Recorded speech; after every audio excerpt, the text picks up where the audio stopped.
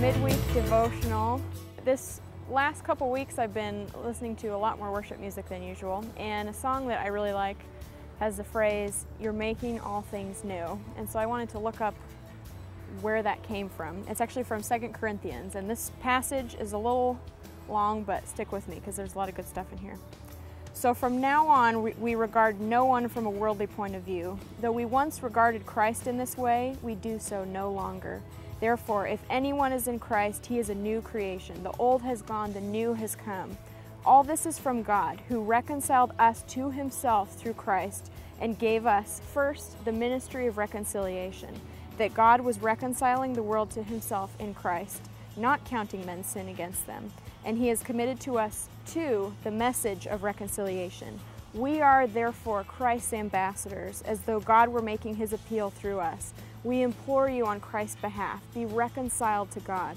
God made him who had no sin to be sin for us, so that in him we might become the righteousness of God.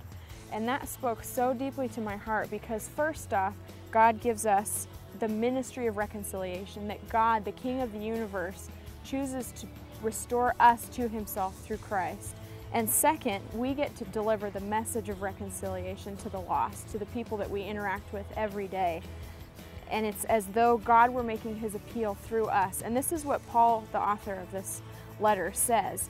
God is saying, be reconciled to me. That's what God is saying to our hearts, be reconciled. And so as Christ followers, as believers, this is our job, to have the message of reconciliation, that God reached down to us and drew us to himself. And second, be reconciled to God.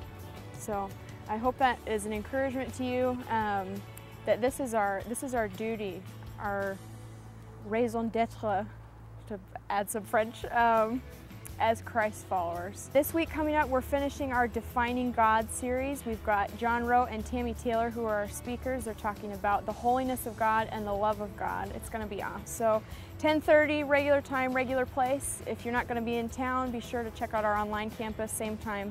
We also want to remind you, 2 weeks from this Sunday, we're doing a classic for Connections. It's called Old School Sunday. So get out your tie, girls get out your dresses. We're going to have an old school sermon and a potluck after church, which will be super fun. So 2 weeks from Sunday.